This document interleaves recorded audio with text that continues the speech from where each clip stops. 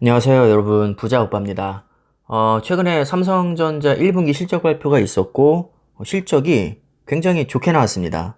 매출이 약 65조, 그리고 영업이익은 9조 3천억 정도가 나왔는데, 이것은 예상치를 살짝 상회하는 수준이었습니다. 그래서 어닝 서프라이즈라고 표현을 할 정도로 실적이 좋게 나왔었는데도 주가는 오르지 않았죠. 그래서 오늘은 이 부분에 대해서 제가 좀 말씀을 드릴까 하는데, 굉장히 잘 쓰여진 기사가 있어서 한번 생각해보는 시간을 가지려고 합니다. 그냥 편하게 들어주시면 될 것 같고요. 하나의 분석글이기 때문에 이게 뭐 정답이라고 할 수는 없습니다. 자, 일단은 유동성 장세에서 실적 장세로 넘어가는 상황이라 투자자가 숨죽여서 결과를 기다렸다고 표현을 했는데, 이게 무슨 얘기냐면요. 일단 유동성 장세라는 것은 돈이 흘러 넘쳐서 실적이 별로여도 주가가 그냥 잘 올랐다는 뜻입니다. 솔직히 말씀드리면 주가라는 것이 무조건 실적에 비례하는 것은 절대 아니거든요.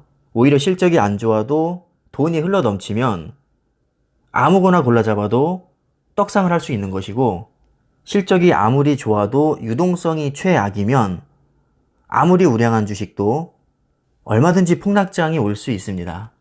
작년 말까지만 해도 사실 유동성이 지배하는 시장이었죠. 막말로 아무 종목이나 골라 잡아도 두세 배씩은 거뜬히 먹었습니다.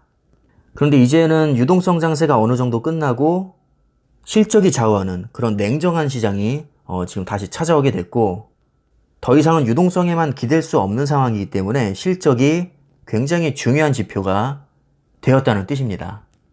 이런 분위기를 고려해 봤을 때 1분기 실적이 굉장히 중요하게 생각이 됐었는데, 오히려 실적이 컨센서스보다 좋게 나왔는데도 주가가 살짝 빠졌단 말이죠. 자, 이 얘기는 시장의 기대치가 너무나도 높았다는 뜻입니다. 맨날 전교 1등만 하던 학생이 전교 2등을 한번 하면 실망감이 굉장히 클 것이고, 전교 30등 하던 학생이 전교 3등을 하면 굉장히 잘했다고 칭찬을 받겠죠. 삼성전자는 누가 뭐래도 자타가 공인하는 세계 최고의 반도체 기업이기 때문에 실적이 좋게 나오는 게 너무 당연한 거고, 조금만 안 좋게 나와도 실망감이 당연히 클 겁니다.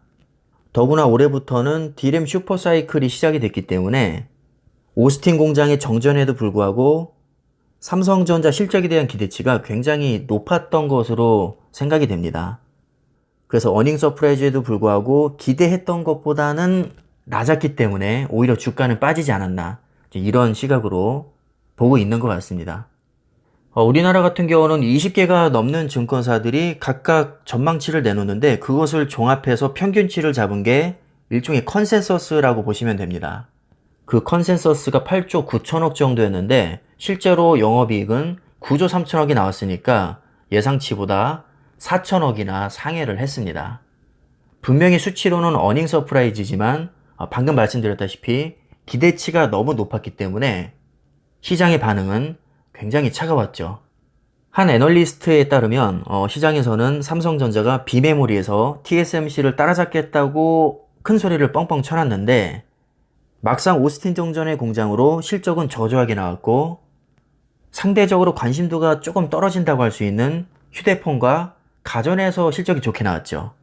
왜냐하면 휴대폰은 원래 글로벌 점유율 1위이고 전통적으로 삼성전자가 강자입니다. 반도체에 가려서 그렇지 가전도 굉장히 잘합니다. 게다가 다수의 언론에서 이미 휴대폰과 가전의 실적이 좋게 나올 것은 많이 보도를 했기 때문에 실적이 좋게 나왔다고 해서 서프라이즈라고 보기에는 어렵다고 평가를 한 거죠. 그런데 비메모리 같은 경우는 삼성전자가 사실 약체거든요. 더구나 파운드리는 TSMC에 너무나도 많이 밀리고 있습니다. 그런데 이런 넘사벽과 같은 존재인 TSMC를 상대로 삼성전자가 2030년까지는 우리가 1위를 차지하겠다, 이렇게 대대적으로 선언을 했고, 실제로 가장 많은 돈을 파운드리에 투자를 하고 있죠.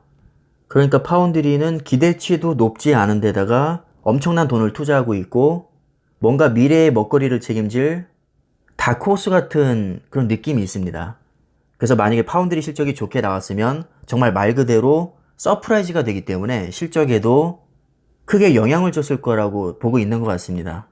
그런데 아쉽게도 파운드리에서 실적이 안 좋게 나왔기 때문에 이 투자자 입장에서는 뭔가 새로울 게 없다는 거죠. 그래서 전체적으로 실적이 좋게 나왔음에도 불구하고 막상 실적 발표 날 주가도 얌전하게 끝났다고 해석을 하고 있습니다.